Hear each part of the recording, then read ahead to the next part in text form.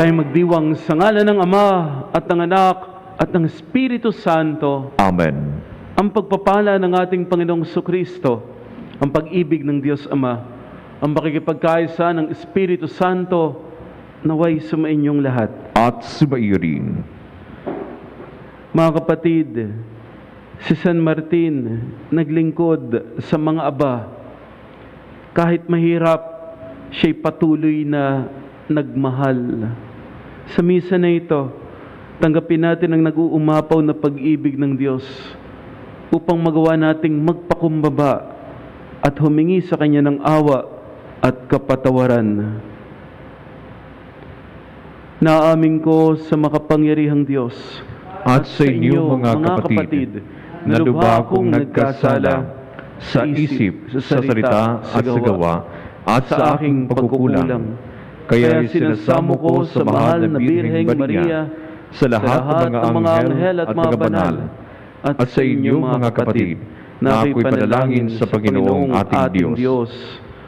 Kawaan tayo ng makapangyarihang Diyos, patawarin tayo sa ating mga kasalanan, at patnubayan tayo sa buhay na walang hanggan. Amen. Panginoon, kaawaan mo kami. Panginoon, kaawaan mo kami. Kristo, kaawaan mo kami. Kristo, kaawaan mo kami. Panginoon, kaawaan mo kami. Panginoon, kaawaan mo kami. Manalangin tayo.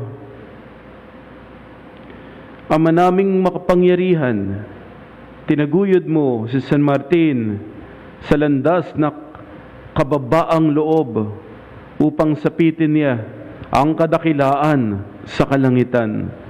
Gawin mong aming sundan ang mga halimbawa niyang maningning upang kami marapatin mong dakilain kaysa niya sa iyong piling sa pamagitan ni Jesucristo kasama ng Espiritu Santo magpa sa walang hanggan. Amen.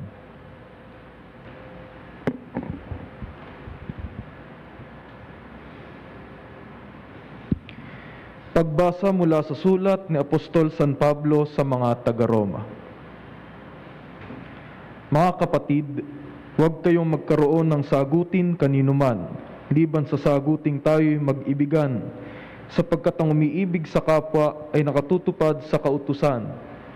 Ang mga utos, gaya ng huwag kang mangangalunya, huwag kang papatay, huwag kang magnanakaw, huwag kang mag-iimbot, at ang alinmang utos na tulad ng mga ito ay nabubuo sa ganitong pangungusap. Ibigin mo ang iyong kapwa gaya ng iyong sarili. Ang umiibig ay hindi gumagawa ng masama kaninuman, kaya't ang pag-ibig ang kabuuan ng kautusan. Ang salita ng Diyos. Salamat sa Diyos. Ang taong tunay na matuwid ay mahabagit mabait. Ang taong tunay na matuwid ay mahabagit, mabait. Mapalad ang tao na may takot sa Diyos, siyang sumusunod ng buong alindog. Ang kanyang lipi magiging dakila, pati mga angkan ay pinagpapala. Ang taong tunay na matuwid ay mahabagit, mabait. Ang taong matuwid may bait at habag, kahit sa madilim taglay ay liwanag. Ang mapagpautang nagiging mapalad, kung sa hanap buhay siya'y laging tapat. Ang taong tunay na matuwid ay mahabagit, mabait. Mabait na lubha, lalo sa mahirap. Ang pagiging matuwid ay di nagwawakas. Buong karangalan siyang itataas. Ang taong tunay na matuwid ay mahabagit, mabait.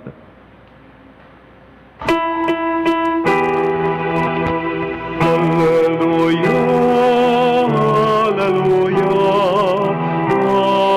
hallelujah, hallelujah, hallelujah.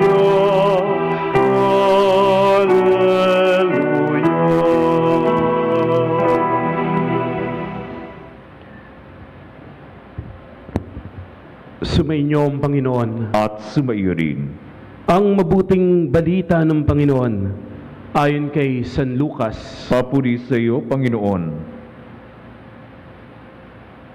Noong panahong iyon, sumama kay Jesus ang napakaraming tao. Siya ay humarap sa kanila at kanyang sinabi, "Hindi maaaring maging alagad ko ang sinumang umiibig sa kanyang ama at ina, asawa at mga anak, mga kapatid, at maging sa sarili niyang buhay ng higit sa akin. Ang sinumang hindi magpasana ng sariling krus at sumunod sa akin ay hindi maaaring maging alagad ko." Kung ang isa sa inyo'y nagbabalak magtayo ng tore, di ba uupo muna siya, tatantyahin ang magugugol para malaman kung may sapat siyang salaping maipagpapatapos na yon? Baka mailagay ang mga pundasyon, ngunit hindi naman maipatapos. Siya'y kukutyain ng lahat. Sasabihin nila, nagsimulang magtayo ang taong ito pero hindi na ipatapos. O sinong hari ang makikipagdigma sa kapwa-hari ang hindi mo na uupo at pag-aaralang mabuti kung ang 10,000 niyang kawal ay may sasagupa sa kalaban na may 20,000 tauhan? At kung hindi niya kaya, malayo pa ang kalaban, magsusugo na siya ng mga kinatawan upang makipagkasundo. Gayon din naman, hindi maaaring maging alagad ko ang sinuman kung hindi niya tatalikuran ang lahat sa kanyang buhay. Ang mabuting balita ng Panginoon. Pinuburi ka namin, Panginoong Hesukristo. Miyerkules sa 31 linggo ng karaniwang panahon, 3 ng Nobyembre, ginugunita po natin si San Martin de Porres. Siya po ay, ang tatay niya isang Espanyol, ngunit ang kanyang nanay ay isang African slave. Kaya po ang balat ni San Martin may tib. Siya po ay nakilala sa paglilingkod sa mga African slave. Siya po ay patron ng social justice at ng pagkakaiba-iba ng lahi. Kasi nga po, oo, yung tatay niya Espanyol, pero may tim yung kanyang balat. Medyo inaalimura o kaya ay maliit ang tingin sa kanya. Pero sa kabila ng hirap, sa kabila ng panlalait, kahit nahihirapan, nasasaktan, si San Martin, pinili niya na magmahal. Pakisabi nga po, kung meron kang katabi sa bahay, kahit masakit, magmahal ka pa rin. Parang may, baka kinikilig dyan, yung ibang mga may asawa. Kahit masakit, magmahal ka pa rin. Nung nakaraang linggo po, sumakit po yung ngipin ko. Matagal po, siguro limang araw. Nagpunta na ako ng dentista, medyo, hanggang ngayon po, medyo, hindi na masakit, pero medyo may pamamaga sa aking panga. Medyo nahihirapan po akong ngumuya ng pagkain. Masakit. Pero alam niyo po, kahit masakit yung ngipin ko, iba pag ngipin, iba yung sakit na dulot. Kahit masakit, nagmimisa pa rin. Tapos may mga may sakit na nakiusap, puntahan ko daw sila para tumanggap ng anointing of the sick. May mga blessing ng mga tahanan pa rin, mga sasakyan. Meron pang nangumpisal. Apakasakit po nung ngipin ko nun. Siguro pwede kong sabihin, ibang pari na lang ang puntahan ninyo kasi po masakit ang ngipin ko. Kaya pwede akong gumawa ng excuse, pandemic po ngayon, mapanganib po. Pero meron naman pong tamang protection, nag-serve pa rin, naglingkod pa rin, nagmahal pa rin.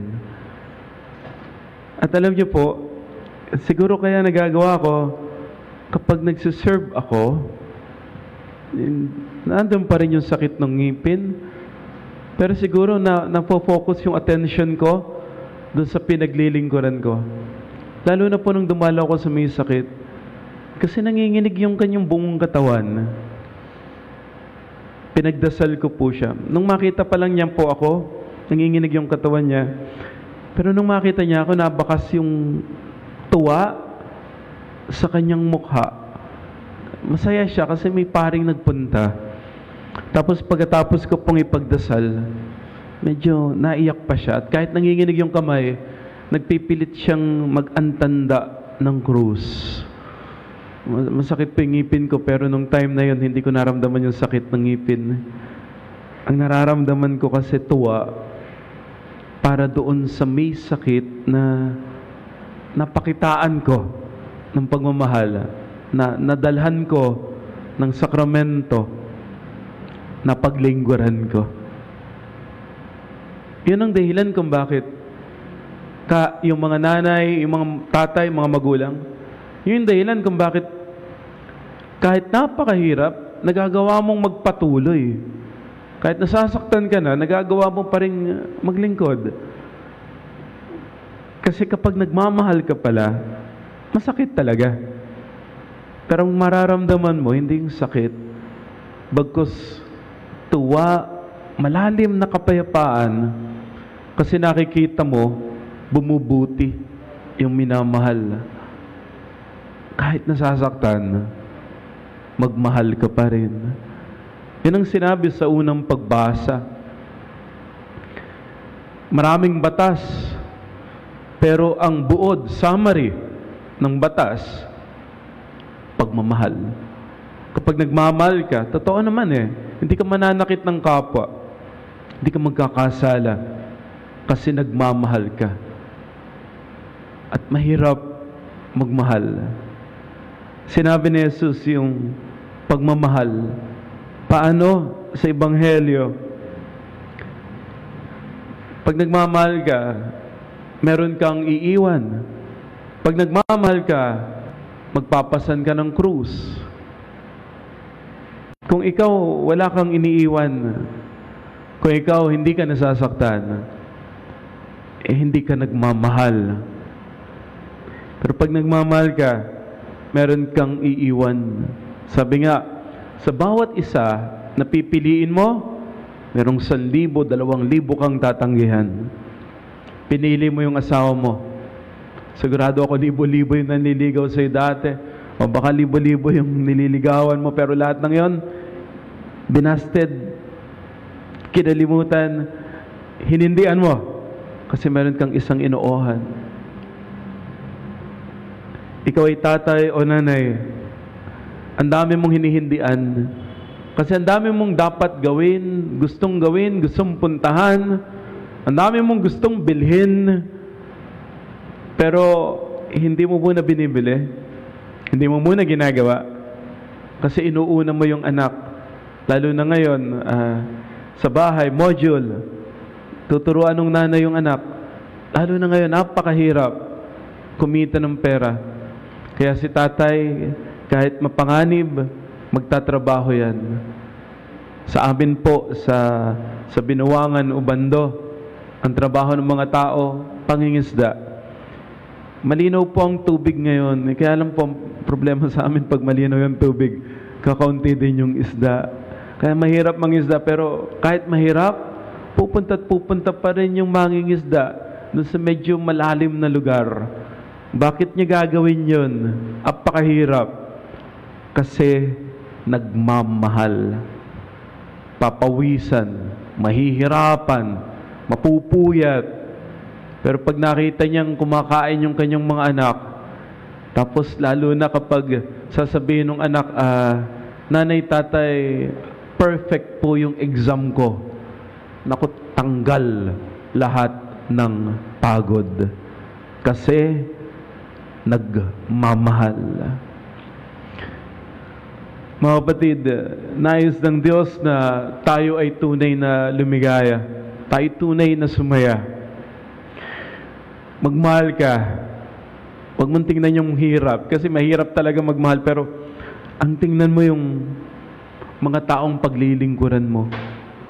Ang tingnan mo yung magandang mangyayari dun sa mga tao na bibigyan mo ng iyong pagmamahal. Nagpunta ka na ba ng sementeryo? Sarado pa yata yung ibang sementeryo ngayon. Baka bukas pa magbukas yung mga sementeryo. Pero pag nagpunta ka ng sementeryo, sabi ni Pope Francis, buong buwan ng Nobyembre, ikaw ay tatanggap ng plenary indulgence pag nagdasal para sa mga may sakit, nagpamisa at nagdasal ng intensyon ng Santo Papa. Kung wala ka namang mortal sin, tatanggap ka ng plenary indulgence. Punta ka ng sementeryo.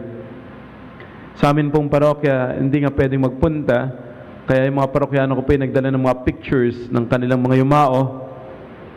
Nilagay po nila dun sa may harap ng simbahan, tapos nagtutulos ng kandila.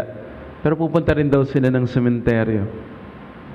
Pag nagpunta ka ng sementeryo, o kaya kapag tiningnan mo yung larawan ng yumao, merong mensahe kang matatanggap.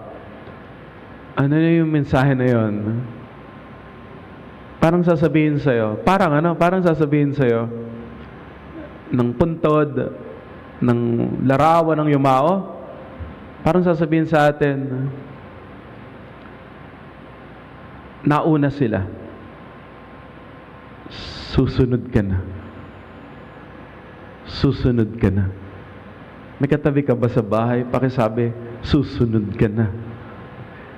Siguro yung dahilan kung ba't yung iba ayaw pumunta ng sementeryo. Hindi po dahil sa nakakatakot na multo, hindi. Kasi pag nagpunta ka doon, talagang meron kang mensaheng maririnig. At may mga nagsabi nga sa akin, totoo daw yun. Pag dinadalaw nila yung mga labi ng mga yumao, parang sinasabi daw sa kanila ng yumao, oh, magpakabait ka na. Magpakabait ka na. Ikaw na yung magpatawad. Ikaw na yung umunawa. Ikaw naman yung malawak ang pangunawa. Ikaw na yung magparaya. Ikaw na yung magbigay. Kasi ikaw naman yung mas may kaya. At ikaw naman yung pinagpapala ng Diyos. Oo, ikaw na lang lagi nagbibigay. Oo, pero nangangailangan yung kapatid mo eh. Nangangailangan yung kamag-anak mo. Ikaw na yung magbigay. Ikaw na yung magparaya. Ikaw na yung umunawa. Kasi nauna na daw sila, tapos na sila. Wala na silang magagawa. Ang pwede lang nilang gawin, ipagdasal tayo. Pero tayo nandito pa sa mundo. Pwede ka pang magmahal. Pwede mo pang ipakita yung pagmamahal mo sa pamagitan ng pagtulong, pagkalinga, pagdamay. Siguro pinakamalaking pagpapakita ng pagmamahal sa iyong pagpapatawad, sa iyong pag-unawa at pagdamay. Pwede ka pang magmahal. Kung buhay po tayo ngayon, sasabihin sa atin ng mga nauna sa atin, huwag mo nang patagalin. Yung mabuti na gagawin mo, gawin mo na ngayon. Yung pagmamahal na maibibigay mo, ibigay mo na ngayon. At yan din po yung sinasabi sa akin bilang pari. Kung merong taong nangangailangan at kaya mo naman ipagkaloob mo sa kanya yung sakramento, kasi ako lang naman yung pari sa aming parokya, nasa isla pa kami, nangangailangan kahit masakit ngipin mo, kahit may mga problema ka rin, kahit merong krus kang mabigat na dinadala, kaya mo naman ipagkaloob mo na, ibigay mo na, magmahal. At sa pagmamahal natin, opo, mahirap, masasaktan, masusugatan, pero yung mga sugat, dahil sa pagmamahal, doon papasok ang grasya ng Diyos. Sa ating mga sugat, dahil nagmamahal, doon papasok ang biyaya ng Diyos. Doon papasok yung pagmamahal ng Diyos na magbibigay sa atin ng dagdag na kakayahan upang patuloy na sumunod sa Diyos, upang patuloy na pasanin ang krus, maglingkod at magmahal. Mga kapatid, Nauna po sa atin ang mga yumao. Pinagdadasal nila tayo. Pero sinasabi nila sa atin ngayon, kahit mahirap, kahit nasasaktan, piliin mo na magmahal. Hindi mo mararamdaman yung sakit.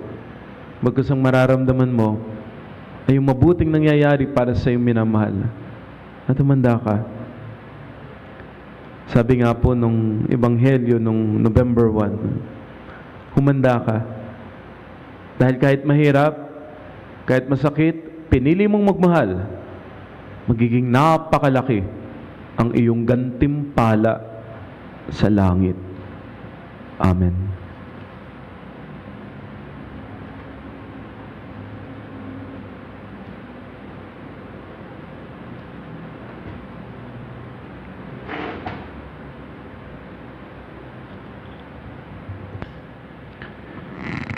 Lumapit tayo sa Diyos Ama upang makasunod tayo kay Kristo nang hindi pa bago-bago at makatugon sa mga hamon ng pagiging alagad. Atin pong itutugon. Panginoon, dinggin mo ang aming panalangin. Panginoon, dinggin mo ang aming panalangin. Ang Santo Papa, mga obispo at mga pari, naway patuloy na magpakita ng tunay na pagiging alagad. Manalangin tayo sa Panginoon. Panginoon, dinggin mo ang aming panalangin. Ating nawang iwaksi ang pananalig sa mga material na kayamanan at matagpuan ang tunay na katatagan sa Diyos. Manalangin tayo sa Panginoon. Panginoon, dinggin mo ang aming panalangin. Tayo naway hindi tumalikod sa mga pagsubok at sa halip, harapin natin ang mga krus na dumarating sa ating buhay. Manalangin tayo sa Panginoon. Panginoon, dinggin mo ang aming panalangin.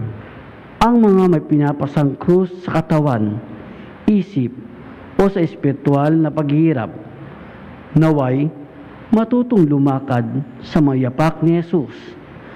Manalangin tayo sa Panginoon. Panginoon, dinggin mo ang aming panalangin.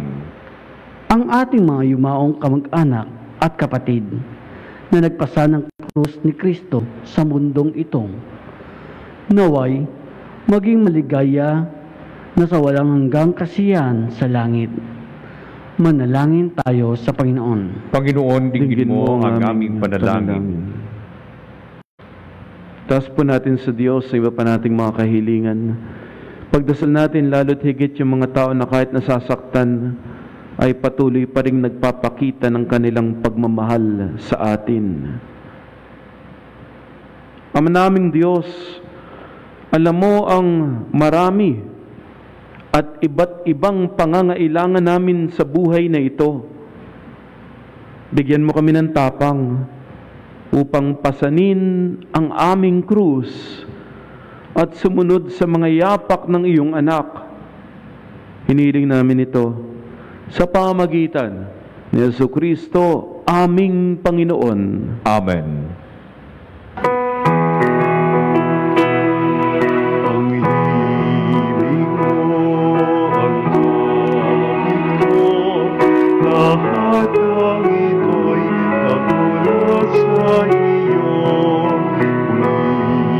Umihirahan mo sa'yo, buong puso kong inahalay sa'yo. O Diyos, O Panginoon, lahat ay biyayang aming inampon, aming buhay at kakayahan, ito'y para lamang sa'yo, kalwalhatian.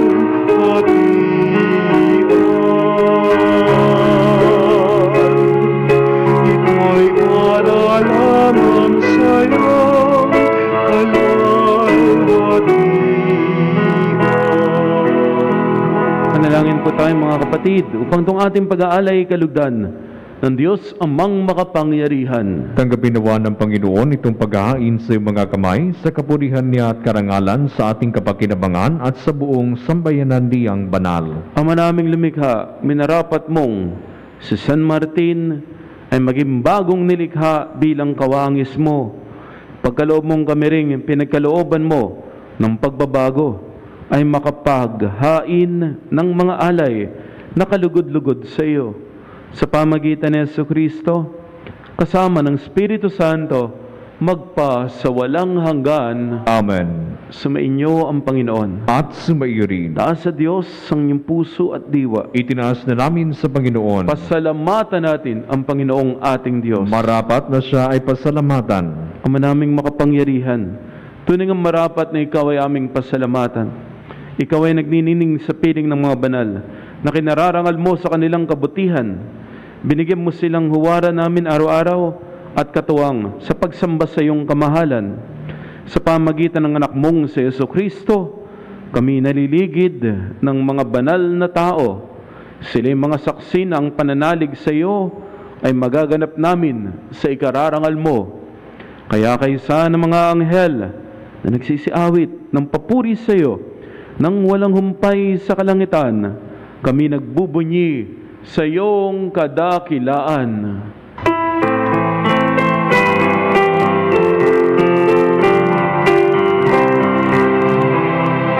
Santo, Santo, Santo, Panginoong Diyos ng mga hukbo, napupuno ang langit at lupa ng kadakilaan mo. Hosana, Hosana, sa kaitaasan, pinagpalaan na pairito sa ngalan ng Panginoon. Hosana, Hosana, sa kaitaasan.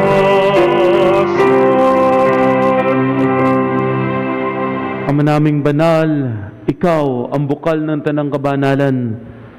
Kaya't sa pamamagitan ng iyong Espiritu, gawin mong banal ang mga kaloob na ito upang para sa amin ay maging katawan at dugo ng aming Panginoong Jesucristo.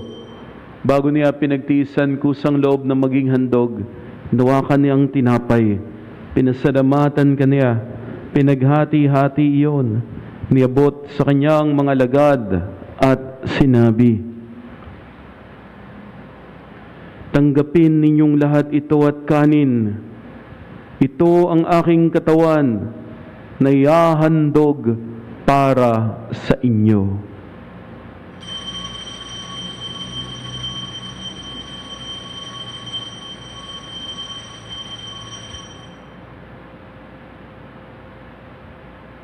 Gayun din naman, matapos sa hapunan, hinawakan niya ang kalis.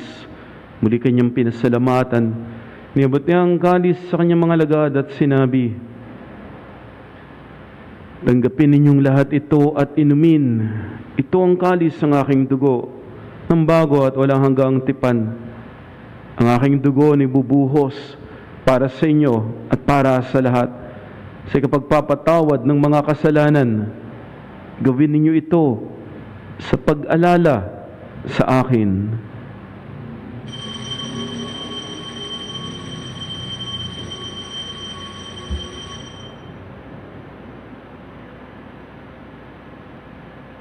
Ang misteryo ng pananampalataya.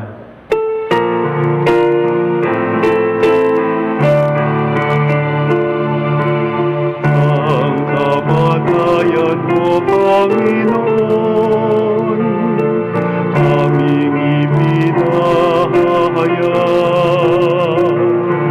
Ang muli mong pagkabuhay ay pinagdiriwang hanggang sa iyong pagbabalik. Hanggang sa iyong pagbabalik. Ama, ginagawa namin ngayon ang pag-alala sa pagkamatay at muling pagkabuhay ng iyong anak. Kaya niyalay namin sa iyo ang tinapay na nagbibigay buhay at ang kalis na nagkakaloob ng kaligtasan. Kami nagpapasalamat dahil kami iyong minarapat na tumayo sa harap mo para maglingkod sa iyo.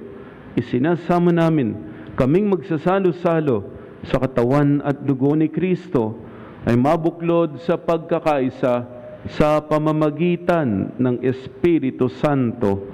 Ama, lingapin mo ang iyong simbahang laganap sa buong daigdig. Puspusin mo kami sa pag-ibig. Kay San Francisco na aming Santo Papa at ni Honesto na aming Obispo at ng Tanang Kaparian. Alalahanin mo po ang mga kapatid naming nahimlay nang may pag-asang sila'y muling mabubuhay, gayon din ang lahat ng mga pumanaw. Kaawaan mo sila at patuloyin sa iyong kaliwanagan. Kaawaan mo at pagindapatin kaming lahat na makasalo sa iyong buhay na walang wakas.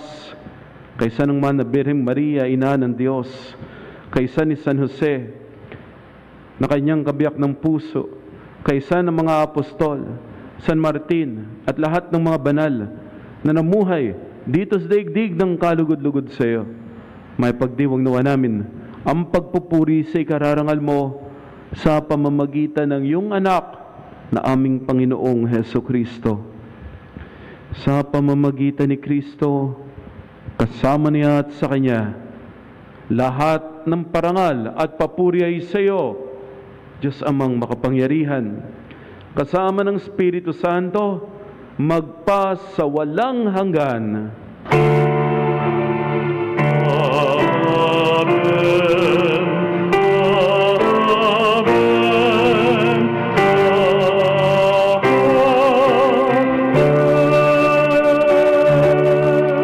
Sa tagubilin ng Panginoong Hesus, tumawag tayo sa Amang nasa langit. Ama namin, sumasalangit ka, sambahin ang ngalan mo, mapasa amin ang kaharian mo, sundin ang loob mo dito sa lupa para nang sa langit. Bigyan mo kami ngayon ng aming kakanin sa araw-araw at patawarin mo kami sa aming mga sala para nang pagpapatawad namin sa nagkakasala sa amin at huwag mo kaming ipahintulot sa tukso at iadya mo kami sa lahat ng masama. Hiling po namin kami iadya sa lahat ng masama. Pagkalooban ng kapayapaan, araw-araw, iligtas sa kasalanan at ilayo sa lahat ng kapahamakan.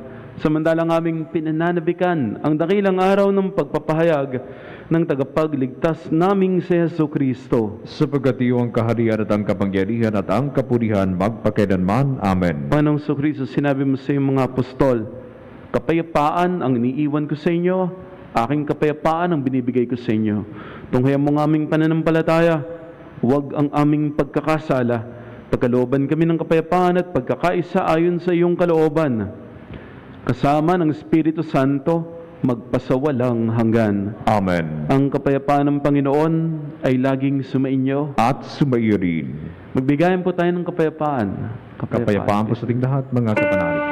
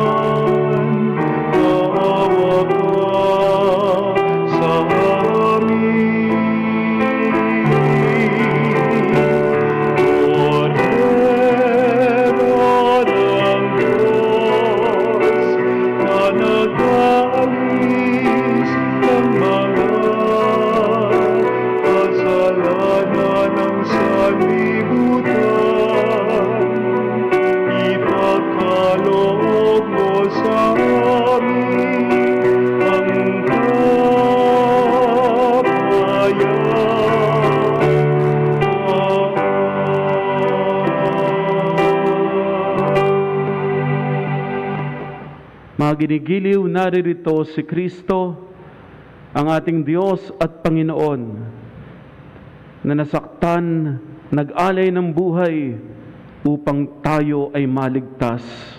Pinagpala tayong tatanggap kay Jesus sa banal na piging. Panginoon, hindi ako karapat-dapat na magpatuloy sa iyo, ngunit sa isang salita mo lamang ay gagaling na ako.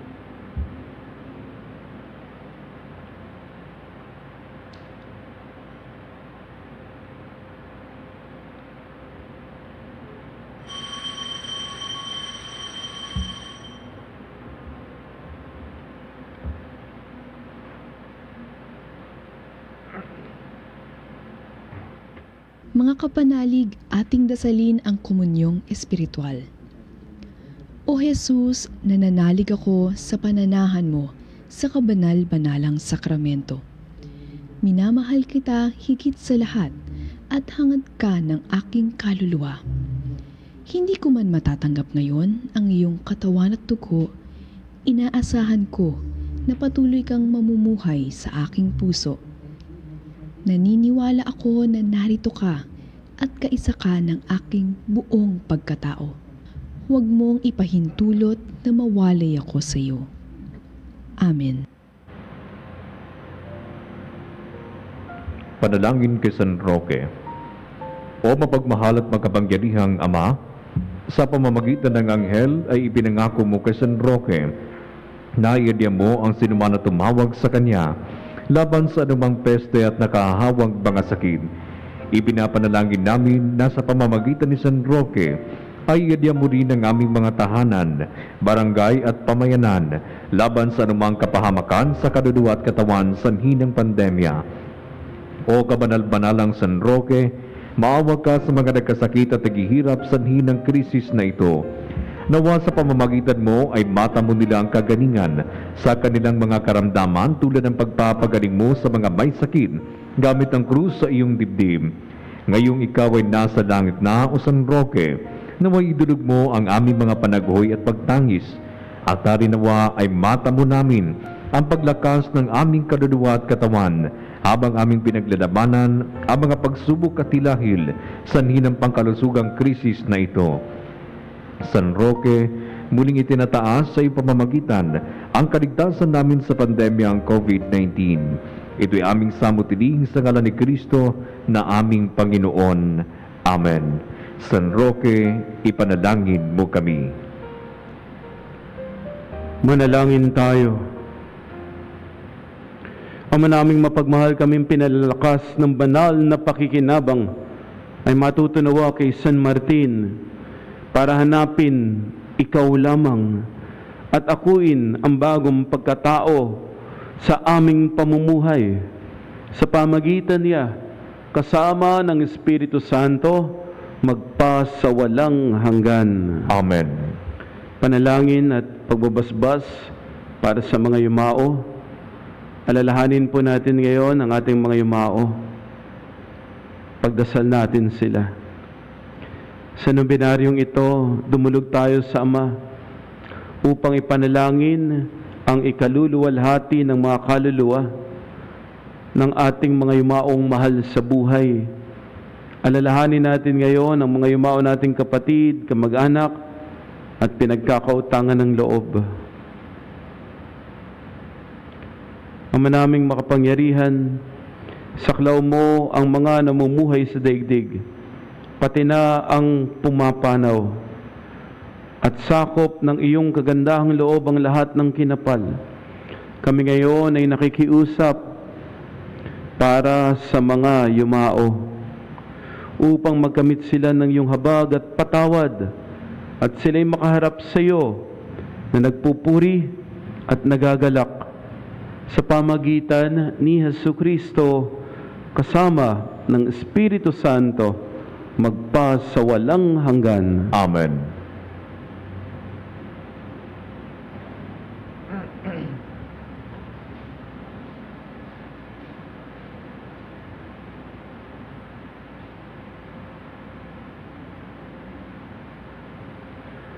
kapayapaan kailanman ang igawad ng may kapal sa mga yumaong ating mahal. Sila nawa ay silayan nag-ilaw na walang hanggan.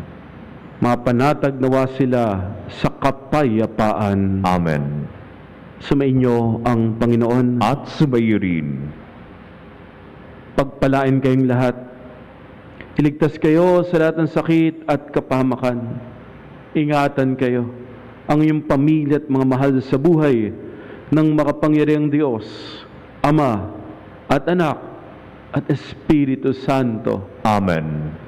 Naihain ang banal na misa, humayo kayo sa kapayapaan, nagmamahal kasama si Kristo. Salamat sa Diyos. Amen.